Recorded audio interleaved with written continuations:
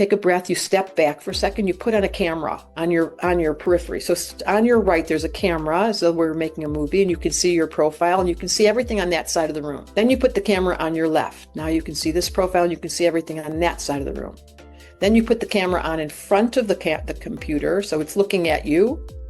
And then you put the camera on behind the back of your head. It's watching, it sees your hair and what you're wearing.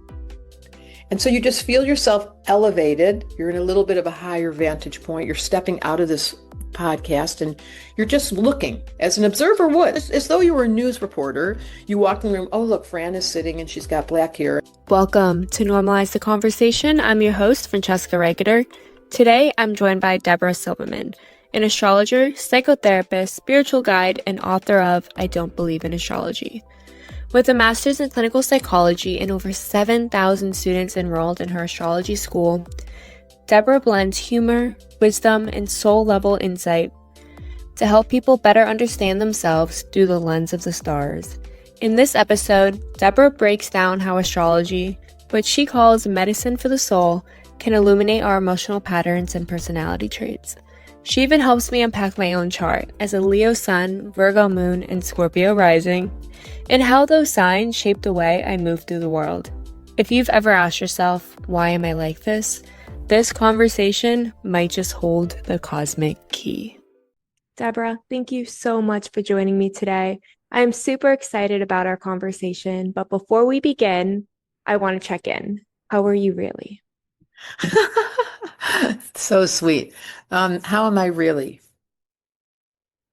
I think I'm distraught by the political mood and the energetics that are affecting all of us. It doesn't land softly with me. It really does twist my heart. At the same time, I have such great tools and practices that I teach, that I embody, that is my medicine. But it's not without bigger doses than usual that I've had to, as an elder, looking at what I've contributed to this world and what you guys have to deal with because of us is not an easy place to live. I'm really aware that the heaviness of the heart and the good news, because we're making huge changes. Like we've never, ever seen such big changes in this lifetime. I've never seen it. So that's the good news. The bad news is I'm not very good at change. Yeah, I feel that. And it's been really hard, I'd say, starting to enter into more of adult life. I graduated with my master's about a month ago and finally starting to figure out where I fit in a world that feels very confusing. And I feel very frustrated with so much going on. It's such a hard time figuring out what role am I going to play in this lifetime. Yes. Well, it's very clear that I'm looking at your chart. I don't know how much you know about astrology. I got the impression you didn't know much. Did you know that your sun's in Leo and your moon's in Virgo and your Scorpio rising? Yes. So I read your book with my younger cousin on a road trip back in May. And we went through and we did our charts and we're trying to understand ourselves and each other. It was the best 5.5 hours of our lives. Thank you.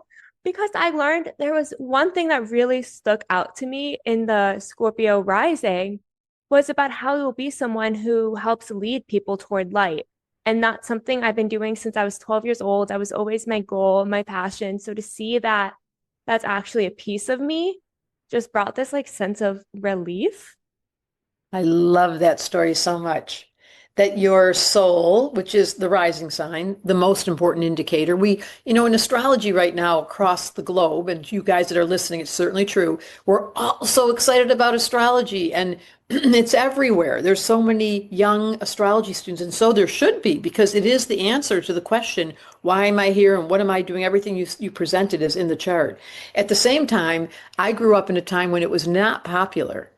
I was the weird one out. I was completely unaccepted. I went to graduate school as well in psychology, and they were like, I wanted to study psychology and astrology. And they were like, you want to what? You wouldn't believe the resistance I got.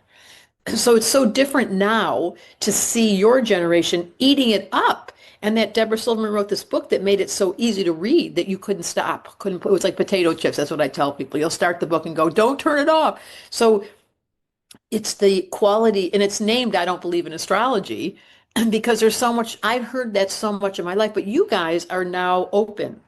And it's a really cool thing because you will get the answers. If you study, we have a school 2 times a year, the doors open in September and in January. So the schools are about to open in 2 months. And it's really fun to watch someone like you who didn't really understand why she wanted to seek through the dark, the light. You always go through the dark to get to the light. That's just your fascination. Yeah, Hello, Scorpio. it's amazing. For me, something that's so big throughout my life is not understanding any piece of who I was. And I always felt so different from people around me. And people would always tease me and make fun of me. And I struggled a lot. Ended up in a psych unit when I was 20. I felt like I couldn't figure out where I fit in. I felt like no one understood me. I didn't understand myself. And I mean, just reading through this, there were so many moments. I mean, being a Leo, a lot of times people are like, you need too much attention and kind of putting me down for it. I'm like, well, maybe that's part of who I am and I can learn to leverage it. Right. And instead of just the way people talk to me, that inner critic that I have developed, being able to see it as, no, this is a piece of me and I can learn to leverage this. I thought that was amazing. Like, That's because you have Moon in Virgo. So your critic is echoed by any criticism. Like yes, the slightest indication that you didn't get it right, and you're like, I knew it. So instead of leaning into your Leo and going, who cares what they say? The Virgo kind of goes into itself and it sinks into a state of I knew I was bad and I know I'm not normal and nobody likes me. And so Virgo's propensity is to go downward, where Leo can't wait to be celebrated. So that contrast must be confusing, it, wanting to show up and show off and then feeling really self-conscious. it is. And that is, I was saying this morning, my two personalities with one of my friends. I'm either so confident, love everything I'm doing, can't wait to tell everyone, or I am crying, sitting on the floor, like everything is wrong with me. No one likes me. I'm failing at everything. And everyone, my mom always jokes, she's like, you have no baseline. You're either all the way up or all the way down. She's like, what's wrong with you? Just like get to the middle. I'm like, I don't know why I can't. It just doesn't happen. Now we And know. that's the conflict between fire, Leo, and Scorpio water. So they conflict. If you pour water on the fire goes out. So you get so emotional, you're on the floor crying, you're captured by your emotional body. And there goes Leo. Like, I'm not hanging around this broken girl. And then when you're in your vivacious personality where you're really, then you're like, see, I feel so good about myself. And the sad one, the vulnerable one's going fake, fake, fake. Like there's a judgment call on both sides until the observer turns on. And that's what the book, as you know, is about, the 13th sign. Like, come off the chart, learn the language. Oh, I'm fire and water, and they're conflicted. And then insert the medicine, which is I kind of like that about myself. That would be a total rewrite for your moon in Virgo. Oh, I love it. And it's so amazing to, again, just know that this is part of who I am. I'm not dramatic. I'm not making this up. I'm not just looking for this attention to take away from other people with this like intention to be evil. It's just part of who I am in the way. No, because that's well, maybe I like hyper with that critic, but that's just all the messaging I always took in. And I was always like, why is everything wrong with me? Why can other people be like happy and not always either really happy or really sad? And it's just so amazing to understand that. And So I, when I'm so interested because I worked for many, many years in hospitals with what are called chronic mental patients. I don't know how they got that name, but when you were there at 20, what was the diagnosis? What was the symptom that brought you into the hospital? so I had attempted suicide 3 times. So I was put under in Florida. It's called a Baker Act. So I was in involuntary hold for 6 days. They kept me. And then I got the diagnosis of bipolar 2 disorder. Did that explain so much? It did.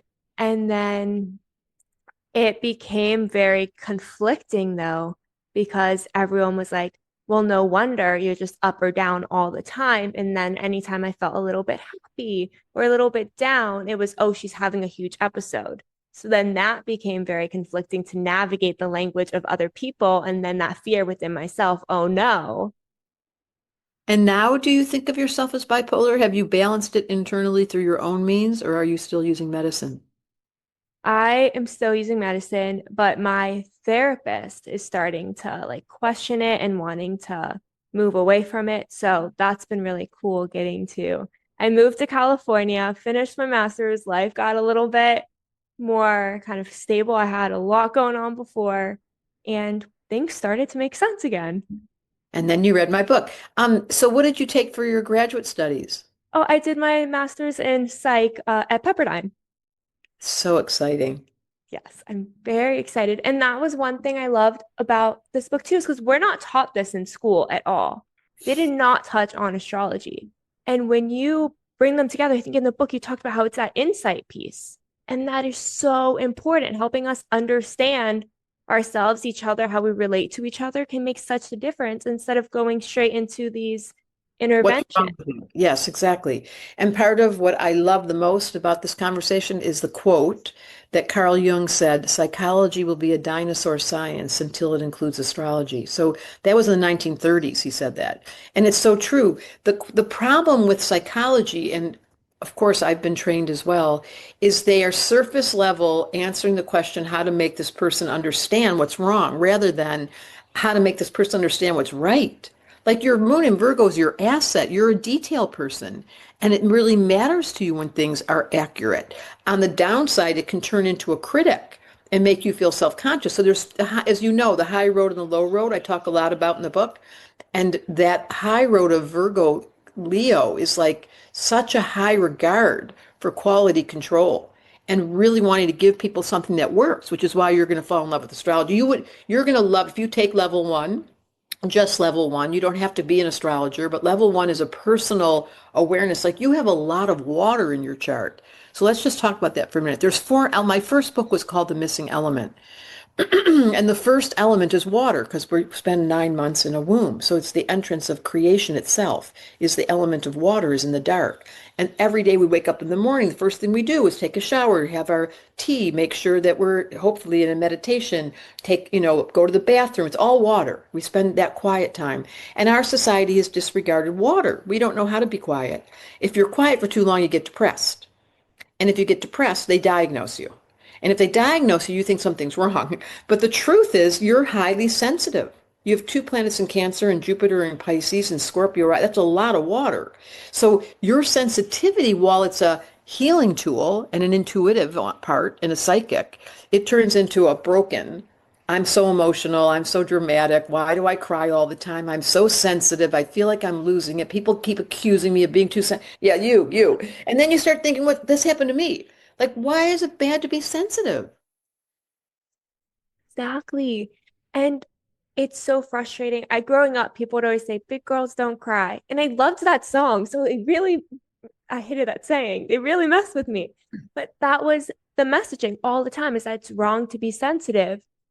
And it's so hard when all the messaging around you is telling you how who you are is like It's bad. wrong. Yeah, and then it echoes your moon in Virgo. So the first element is water, and they are the people, Cancer, Scorpio, and Pisces, and you have all of it in your chart, which is the sensitives, the empaths, and the psychics, who at one level get all cloudy and confused and want drugs and alcohol and want to escape because it hurts too much here. And the high level is they're meditators, psychics, and healers. So they can read other people's energy and they know how to calm everyone down. So there's a high road and a low road. The second element is air, which you also have in your chart. So the good news is, I don't know if you knew this, you've got all four elements in your chart. So in air, this is the element of communicating and talking and researching and podcast and networking and social media and having friends and telephones and using your cell phone and calling people and texting and all that stuff. Reading, watching documentaries, being interested. So the people that are listening to this probably have error because they love podcasts, but they get indecisive. They're like, I don't know. I'm so confused. I have so many options. I'm thinking about this and I changed my mind and I didn't know what my major was. And now I'm taking this major. And now I feel like I'm stupid because I'm smart, but I'm dumb, but I'm stupid because I can't make. And you're like, oh my God. So the water person doesn't talk so much. They cry and they stay in their room and they get depressed. The air person does that, blah, blah, blah, blah, blah. Like it goes on and on and on. And at their worst, the low level, They're confused and they can't do commitment and they certainly can't do relationships because they keep getting confused. And at the high level, they have the best friends, they have the best communication style, they know how to do friendship, they're really good at networking and they're really good at communicating. So you can see how high level, low level. So how is your air? I think you're a social creature. Is that true? Do you have high value for that? Yes, I am very social. So my very first podcast, I was 15. I started a blog when I was 12. I was always going to talk to people, inspire people, help people. I would decide I was going to have a talk show one day when I was 12. It's in my like high school file as well. That's who I was going to be. Very social. So that's the air element, a talk show. I love that so much. And that's we love listening. We love listening to you because of your willingness to ask the questions that no one else and listen. The listen and silent have the same letters, which makes you think. Like in order to listen, you have to be quiet. But most people can't listen without hearing their sounds in their own head, and that's what air people. Blah, blah, blah. Okay, so that's a second category. And then the third one is earth, which you have quite a bit of. This is practicality, getting results, building things, making money, doing your taxes, getting sheets of checklists, going in Costco and buying the spray, making sure you've got your stuff all in order, having a plan stand, being able to do a strategic plan. They're very organized and practical, and they usually don't listen to podcasts because they're working. So they're not the ones that are necessarily in our arena of studying, but they love getting shit done. They're executors, they're implementers. So the air people, what's so interesting is the earth people, they can feel really bad. It's Moon and Virgo. They can feel really bad about themselves because their standards are so high of what they should be doing. So if they don't do that, rather than being proud of the fact that they have such ambition, they feel underneath the wave like, oh my God, I didn't get everything done and I'm not that good and I didn't get the A and oh my God, I'm going to be late. And they make themselves crazy. So the low road of earth is being afraid of money, feeling insecure, not doing enough and being like, anxiety. And the high road is really good at money and really good at getting things done and being the organizer and the person you want as your leader because they're so good at the details. And you're like, oh, covered. Yeah. And then the last category is fire. And I have a lot of fire. Enthusiasm, excitement, going to exercise. I think aerobics was made by a fire person. Being in front of the room, grabbing the microphone, standing up in front, being so comfortable, more comfortable in the drama than when it's boring. So fire people get bored. They have to have things to do. If they're idle, they get destructive and they start to like make up stories and do drama. They get really over the top, fire people, at the low level. At the high level, they're inspirational teachers and leaders, and we follow them and we run behind them and we travel with them. And they're the funnest people in the zodiac because they eat, party, and joy bigger than everyone else. So when they're happy, boy, are they happy. So those are the four elements. You all have them, all four in you, like they're all built into the system, but there can be high road, low road. Yeah. So you can see how your fire and your water, the low road is the drama queen with the emotional propensity towards being sad. The high road is the healer who teaches about it. Yeah. That is so, wow. You just made me make so much more sense to myself. Yes. Like Yes. the high road and low road, I remember reading that in the book and feeling so frustrated seeing myself in the low road moment. And I was like, oh, because now I'm aware of I'm how I can change or how I can learn to leverage it so that I'm not stuck in that drama component in my mind, or I'm not stuck in all the things I should be doing, why I'm not good enough, why I need to be more, do more, feel more. And then being able to see like what those high moments, the high road feels like, and how much I love it and crave it when it's not there. It's so frustrating because it's like that is so amazing and now I understand it. How do I get out of this piece when it happens? Because I would love to stay in the high road. It's pretty Well, great up there. it's the simple answer, which is all over the book, is the observer. So if your awareness, this is another word for awareness. So if you're aware that, like, as you get older, because this will happen a lot when you're older. Okay, so when I was young, I had this propensity towards depression and I didn't like being here. And I had this drama queen that tended to be judging herself a lot. So now I'm aware of it. So now when the drama comes in, when the emotional body triggers me, when I'm feeling like I don't fit in, when I'm going through one of those eras, my observer comes on and I go, oh, Fran, calm down. Like, what are you doing? And that simple presence of your voice who's the mom or the protector or the one that cares about you, your higher self, she will get you out of the mess. But if you can't have your observer on, I promise it will happen again. That makes sense. How do you get to a place where you're able to really get your observer on automatically? I know for me, something that happens all the time is I don't realize I'm starting to go down until I am all the way down. And it feels, So that's such a great question. It's a practice during the day when it's normal. Like I tell people with their children, you can't talk to a kid when they're upset. You have to wait during lunch or in the car when it's quiet. You have to get your observer activated during neutral time. So it could be as simple as right now in this moment. Let's do it. Take a breath, you step back for a second, you put on a camera on your periphery. So on your right, there's a camera, so we're making a movie, and you can see your profile, and you can see everything on that side of the room. Then you put the camera on your left. Now you can see this profile, and you can see everything on that side of the room. Then you put the camera on in front of the computer, so it's looking at you. And then you put the camera on behind the back of your head. It's watching, it sees your hair and what you're wearing. And so you just feel yourself elevated. You're in a little bit of a higher vantage point. You're stepping out of this podcast and you're just looking as an observer would, as though you walk, as though you were a news reporter. You walk in the room. Oh, look, Fran is sitting and she's got black hair and she's sitting in front of a computer. So it's neutral. So you start practicing during the day, random. I'm going to just put my observer on. Wait a minute, you guys. And I'm just aware that it is, today is Monday and I'm sitting here today on Monday morning and I take myself out of the picture from an emotional point of view and I just become a reporter from the New York Times looking at Debra Silverman giving me a report. And I practice it as a muscle, just like meditation, just like doing yoga. It becomes a muscle. And then I start noticing in the middle of the day, my observer kicks in and goes, "You're emotionally getting sad." Like, okay. Thanks for the feedback. You're right. I'm starting to feel sad. I'm not, you don't change, the observer doesn't change anything. It doesn't have an interpretation. It's not judging you. It's not going, "Oh my God, you little emotional wreck. You're going down again." It doesn't, that's not the voice. The voice is, "Oh, I do a lot of putting my hand on my heart or my belly and I ask, what am I feeling right now?" I do this a lot during the day. Once that became a familiar, yeah, just hand on your heart, hand on your tummy, just go, where am I? Oh my goodness, I'm in such a mood. I didn't even know. Now that's for you, Scorpio, with 2 planets in Cancer. You're going to feel moody a lot and you won't have any content. And the observer doesn't care. It just goes, oh, that's interesting. I'm in that thing again. Now, once the awareness becomes a muscle that you can use during the day, the next step after time goes by is, I wonder what is in my toolbox. And now that I'm aware, I don't want to indulge myself. I don't want to take the deep dive. I don't want to be caught off guard in 3 days. Now I'm really depressed because I never paid attention for 3 days in a row. It was growing, but I just overrode it, didn't pay attention, pretended I was a Leo. But meanwhile, my water was going, "You're a wreck, you're a wreck." So then you go, okay, sorry. Now I'm aware. I was definitely getting more and more sensitive. I don't like when you ask, how am I really? Okay, so I notice I'm feeling distraught by the collective. And then I make a decision. Deborah, pull up your big girl pants.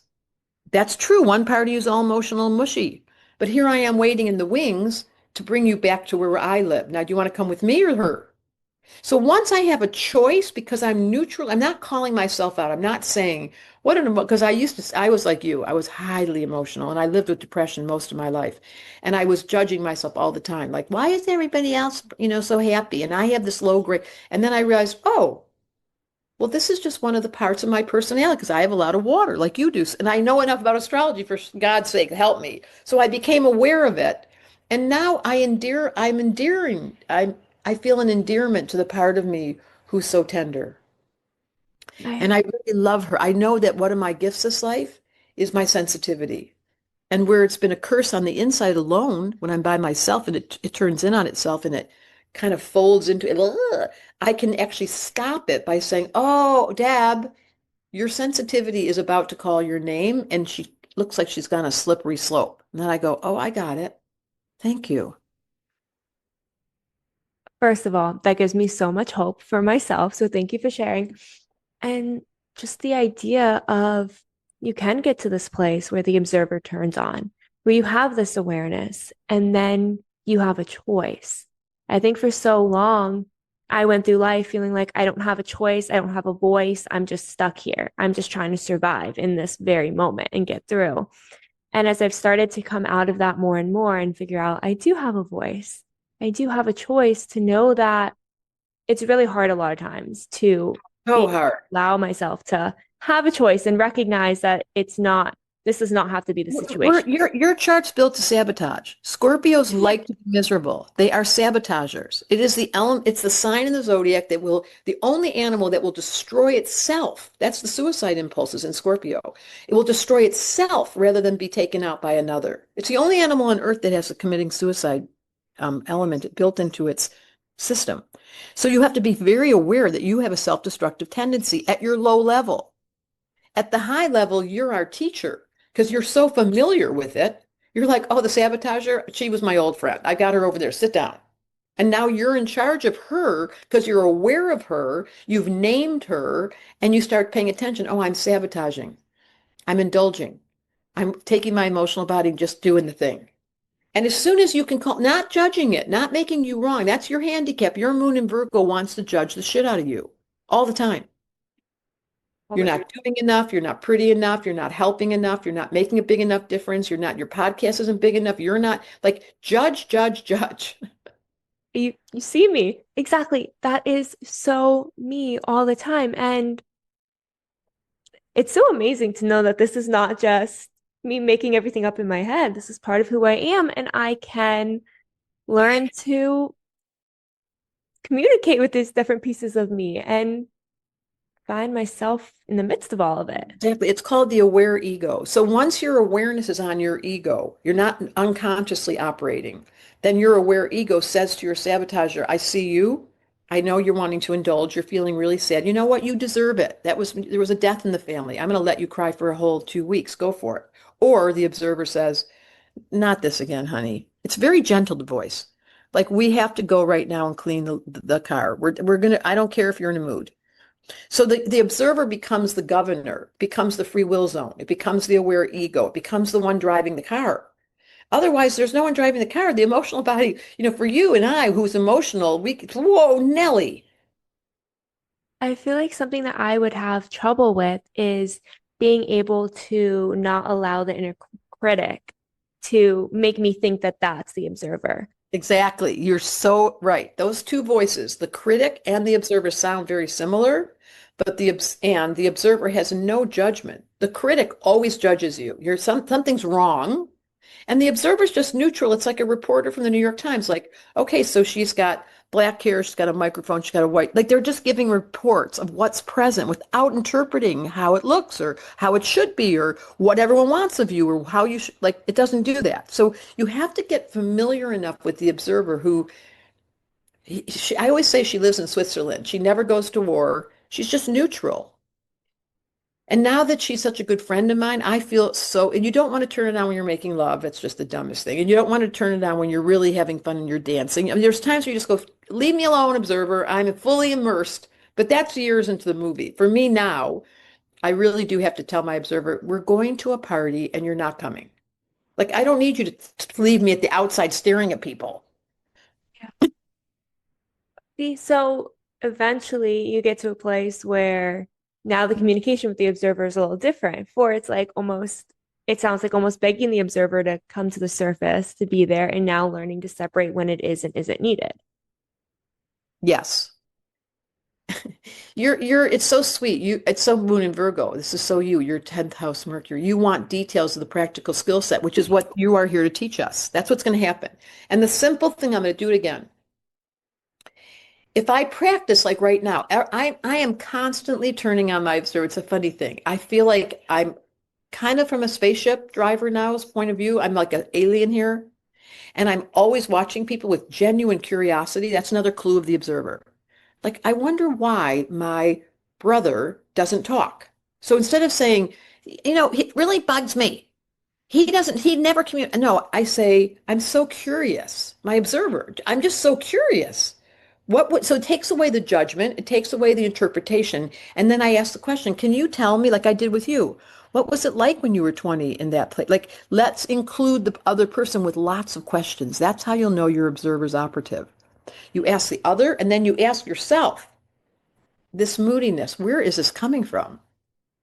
I have no content to tell you the truth. There's nothing going on in my world. I'm just feeling sad. Oh, distinguishing collective sadness, because you have this in spades. You don't even know when the mood is yours or when it's just something in the zeitgeist. Yeah. And as you begin to distinguish it, because it happens to me too all the time, then you just sit down and you go, okay, so my job is a healer. I know that about myself. I've come to bless this planet because I am now an elder who's guilty. Because look what we've done. I can't believe what we've handed you. I have children too. I'm like, that's just awful that we're in this financial situation where we've abused mom and we've taken from her endlessly and she's absolutely spent. Her coral's gone. The heat is unbelievable. Um, so I forgive myself. And then I ask, how can I help? Oh, I know. I can teach people how to turn on their observer and soothe themselves, be a self-soother, change their nervous system, calm themselves down. If everyone knew the mechanism to turn on the observer, especially in the middle of a crisis, like the car doesn't work and everybody's reacting, and I love doing it. Or this was my best example. We were in Hawaii on the telephone. I live in Hawaii in the winter, halftime. The telephone rings. I swear it's a true story. And on the screen, it said, in half an hour, there's a missile headed towards Hawaii. Everybody get where they need to be. I was with a bunch of women teaching. We all had it on our phone. It was like, half an hour, a missile's coming to Hawaii? So everybody went into reaction. And when it was all over and the thing came back and said, this is irregular, sorry, we made a mistake. This should never have been sent out in the whole world. But it was a moment when the whole zeitgeist on this island went, whoop. And then it calmed down and they said, why did you, like they were all looking at me like, why did you just sit down? Because my observer was on immediately and it said, if we're going, we're going. Like all this behavior, all this insane, what all you're all doing wasn't going to help. So I just sat and put my hand on whoever needed it. So that became the role of the healer, which is what each of us should ask ourselves. In my family, when there's a crisis, who is the one that sits still? Who has the calm inner world? Oh, that's right. The one who meditates, the one who's got their observer, the one who studied astrology, the one who listened to the podcast. But the test is in the results. Like it's in the pudding. Like, did it last? Did it seal? Are we going to do it live time? Or do we just read all these books, listen to all these podcasts? And as soon as we get the phone call, we're like, ugh. And we should not bypass the human. The first response is, and then the observer comes out and you go, oh, sorry. I got caught by my impulse and didn't have free will. Oh, it's the world would be a much gentler place if we Everybody, did yes. not react as bigly. And like you said, part of being human, like that reaction, but being able to ground yourself in the present moment, Take a so breath. powerful. It's something I've slowly, very, very slowly been learning. But And you're so young and you're going to learn it, I promise. Just the fact that we're having this conversation, you're going to start practicing. I like how Eckhart Tolle said in The Power of Now, love that appropriate. book. Yes, he said, I just love this part. He said, um, how you practice your observer, he calls it, he doesn't call it the observer, he calls it awareness, is when you get in the car, stop and realize you're in the car. What happens is we get in the car, we go on automatic, we're in a trance. We spend 90% of our life in a trance. It's very rare that we're awake. I mean, listening to this podcast, are you awake? Are you paying attention? Is the room lit up? Are there colors? Do you feel your body? Can you take a deep breath when you choose to? Let's do it. Because that's how you know the observer's on. Deep breaths, slow it down, put your attention on your body, put your attention where your feet are, make yourself a little bit stiller. But we're so not built for this job. If they don't teach this in school, we watch our parents react. We watch our siblings fight. We watch our husbands get pissed off. We watch our kids grab. Like we're built to be emotional. That's why the first half of the book, as you know, was about the gremlins. Yes, They're everywhere. you really are. And it's so true. In the power of now, one thing that it really helped me understand is, again, I felt like I never had a choice, never had a voice, and I'm so caught up. I'm slowly getting a little better, but so caught up in like 10 years from now, why didn't I do enough today so that I can get there? And giving myself this debilitating anxiety of all the reasons I'm not good enough I sleep like 3 hours a night working till I'm physically sick because I think like I have to get that piece of anxiety and being able to take a deep breath and see what can I actually do right now. Because if I can't do anything right now, then I can't do So anything true. right You now. so just think how young you are. I did not have the Observer at your age. It took me years. I do remember when I found out about it and I started studying it and I was so excited by it and I've been doing it ever since. And as the years have gone by, I have this memory. I talk about it in the book where I was in my I was a therapist obviously for many, many years. I was in my office and the landlord came in and he was all pissed off and he started screaming at me and then because I have a temper. I got a lot of fire. And then my observer kicked in and I was like, what are we doing right now? So I didn't say that to him, obviously, but I just stopped and said, you know what? This is not a good time to talk. Let's call each other later because I'm right. And then he walked out of the room and I felt the escalation go down. And I realized what I just did was prevented a fight and got back to him with a reasonable voice because my awareness came on. And that was my first time the observer came out at that critical moment to pull out the plugs and say, stop. I can't wait to get to that point. I am getting better at recognizing it maybe halfway through, and I'm like, I'm not going to fight with you. Let's circle back. Getting closer. But that's amazing because we do tend to react and get stuck in this That's cycle. human nature. That's my first half of the book. It's the design fault. The human condition is not built for awareness, for kindness, for forgiveness. We don't know how to do any of those things without being taught. We don't know how to say I'm sorry and mean it. That is so true. So on the other end of this, now I graduated my master's. I call myself a baby therapist. I'm finally going to apply for my associate's number. My degree posted yesterday. Very exciting things. So as a therapist, right, sitting there with clients, how can I bring or incorporate astrology into my practice to really show up for my clients in the way that they need? Super simple first step. Get the missing element. That book, if you order from my website, I'll send you your chart in the book and I'll sign it. So if you get the book, the first thing you learn in beginner baby astrology is what is the element that's operative. So if you know you're a fire sign and you know you've got drama as your middle name and that your rising sign's water, and now we see the conflict, then we go to your moon in Virgo, who's earth, and we say, don't criticize me, just give me practical instructions to manage these personality traits I have because they don't get along. That's just, I can't be more blunt than to say to you, that's a built-in tension when the sun and the rising square. They're 90 degrees in fire and water are incompatible. Once the awareness is on and the Virgo has a task, turn on the observer, calm down, take a deep breath, do a little meditation. But all those things, you will now be able to take care of yourself. So the astrology as a therapist is first, you become aware of your system based on the elements. Just start with the elements. Make it super simple. Am I in my water today? Yes, I've got that little Cancer going on. Am I in my air? Am I feeling scattered? Am I in my earth? Am I getting really caught up in details? Am I in my fire? Do I need to go play? Am I even having fun? When is the fun factor? Every single day I pay attention. That's the first step. As a person and as a therapist, as soon as the client comes in, I look at their chart. Just look at what I did with you. What's the distribution of water, air, earth, and fire? You don't even need to know astrology. That's like the baby entrance level for every client.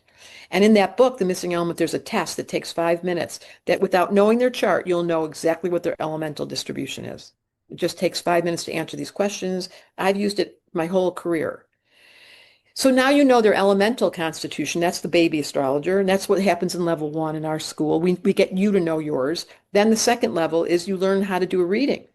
So as a therapist, if you have the information of how to look at a chart therapeutically, and it only takes 6 weeks, it's level two, then you finish and we actually make you go do a session and we listen to it. So you're pushed out of the bus. It's not, my school is not talking. I get sick of talking. In fact, we're going to be done here in 5 minutes. At a certain point, I'm done talking. So I want the session, the therapist, the student to have a direct experience of it. Like if I could pour water over your head and start a fire right there and we could go running and eat some food, there would be a much stronger connection you and I would have. I'm always engaging people at the experiential. So in the school, that's what we do.